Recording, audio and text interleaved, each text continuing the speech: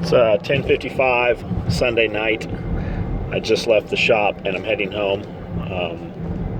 We got up this morning, I don't know, 8 o'clock maybe, headed to Jackson, and then ended up in Memphis.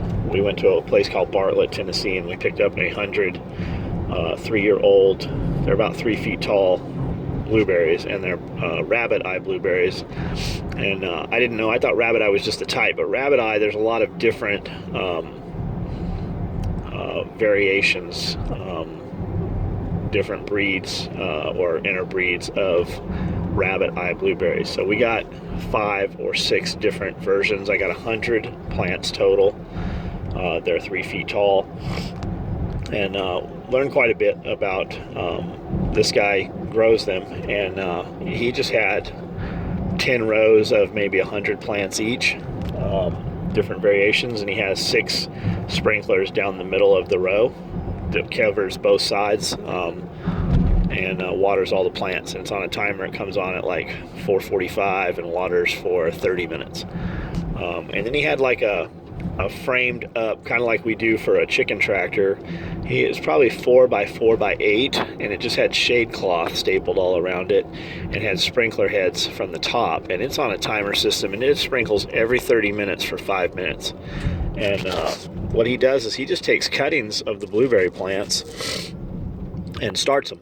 He just puts them in these little tiny seed trays, like you would buy normal flowers, I guess, and sticks them in the starting media. It looks just like potting soil. I don't know exactly what it was, but keeps them real wet, and they just grow. And I remember as a kid taking like Creeping Charlie and different vine type plants and spider plants and stuff, and doing the same thing. Like you could literally put them in an aquarium and they would just grow. You could put them in a vase of water and they would just grow roots down all the way into the container.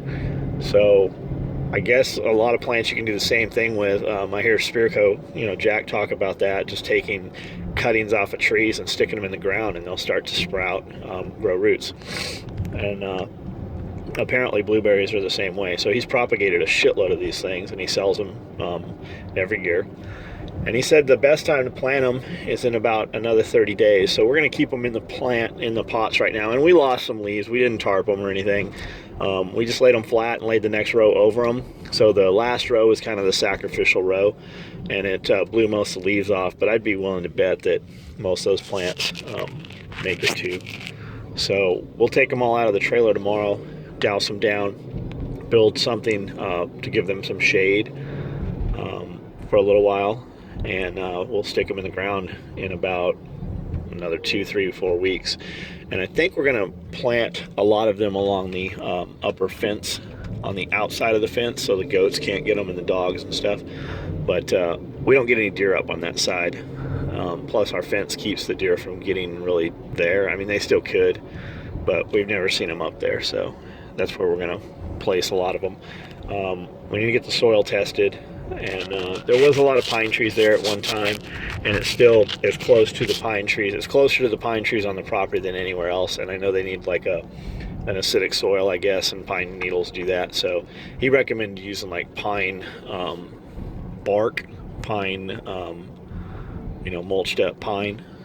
You can buy it from wholesale places, and Lowe's even sells it. I forget what he said they call it. I'll get the name from him, but he's got a pretty cool place where he plants in. He'll order up a few hundred trees every year from the ag center, and plant different trees and shit, and a bunch of hunting property out there and stuff. But we got back, I don't know when we got back. We hit Sam's Club and then stopped and ate and came back and got back in the shop. Amanda printed all the orders from the weekend and got them ready for the guys to start pulling in the morning. So first thing, they can start pulling and shipping orders to you guys that ordered over the weekend. And I got a bunch of belts cut and got some, answered a bunch of emails, just things that needed attention over the weekend. When we're driving, I'll just cue them to print. And then when I get to a printer, they'll print out when I plug the printer in. And then nights like tonight, I'll just go through and deal with those. Hey, how's this? Hey, can I replace that? Whatever. So I got probably 20 or 30 of those emails addressed tonight. And usually if it's something, if I can do what you're asking generally, it saves me having to even email you. In the morning, you'll just get a tracking notification. And so that's generally what I do. Rather, in lieu of telling you, yeah, we can do that, you'll just get tracking in the morning for that shit. And when we do make a change, your tracking information, when it sends you the receipt or a copy of your order, it will still say the original thing you ordered. We have no way to alter that in the system. So if you ordered a multicam XYZ and you saw we had Coyote and said, hey, can you ship this order with the Coyote? And we'll just send you the Coyote one. You'll still see on your email that the multicam is shipping, but that's not the case. And then sometimes if you guys repeatedly ask me, hey, how's my order going? How's my order going? How's my order going? How's my order going? We won't reply to you the last time. We'll just ship your order and we will gift card you whatever's missing out of your order that's holding the order.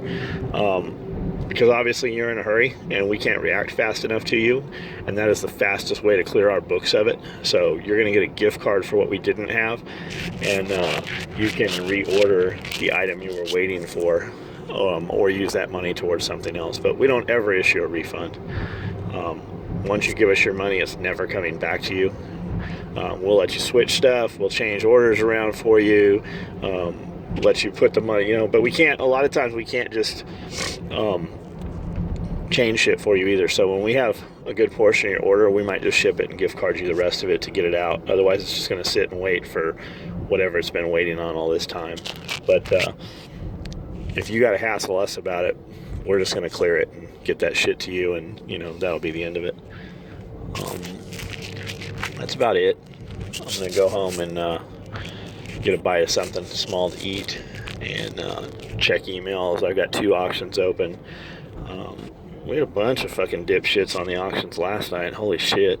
And another thing, if you post on my auctions and you post some nonsense, like, I'm not fucking around when I say I'll ban you. I don't care if you're a fucking solid customer or not. If you post bullshit on those auctions, you will never post on those pages again. And control your fucking telephone. Like, I see guys posting silly pictures and memes and shit. You're a grown fucking man. If it's just like anything else, if your car rolls down the hill because the brakes went out on it and you hit another person's car, you're still responsible for that shit. So if you accidentally post some shit on my Facebook page, you're still responsible for that. And if your fucking woman gets up there talking shit, you're responsible for your woman. And if your brother gets up there talking some shit as your woman, you're still responsible for your brother acting as your woman. It all comes down to you. If you are in the fucking group and you're in the family, just like a real family, and you fucking marry some chick and she comes in, or your girlfriend, and says some shit, yeah, she might have said it. She's a representation of you, though. You brought her around, and without you, she would never be there. So keep that in mind. And if you talk shit about fucking friends of mine, family of mine, people I do business with, you just sealed your fate. That's the same as fucking saying it to me. It won't be tolerated. Even if it was a fucking accident, there are no accidents. When people get drunk and do shit, well, I was drunk, I didn't mean it. No, you fucking meant it. You were just drunk and fucking said what you actually meant, and your true colors were shown. And this isn't towards, some shit happened. Several things happened this weekend and tonight. And this isn't directly to anyone. This is about anyone. It's about it could happen to fucking anyone.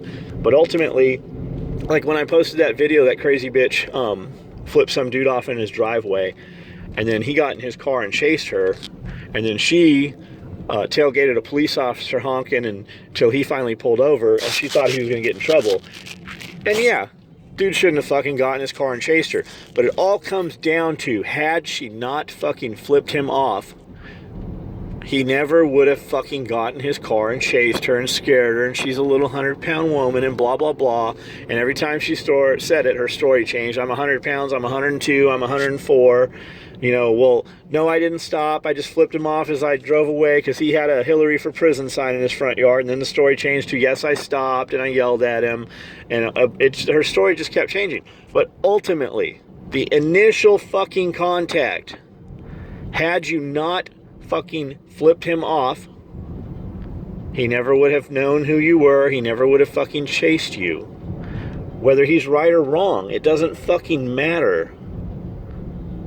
Your actions all have a reaction, and one day they're going to catch up with you, no matter how fucking inane they are, or how benign, or how fucking innocent they seem. You're going to catch the wrong motherfucker on the wrong day, and he is going to fuck you up.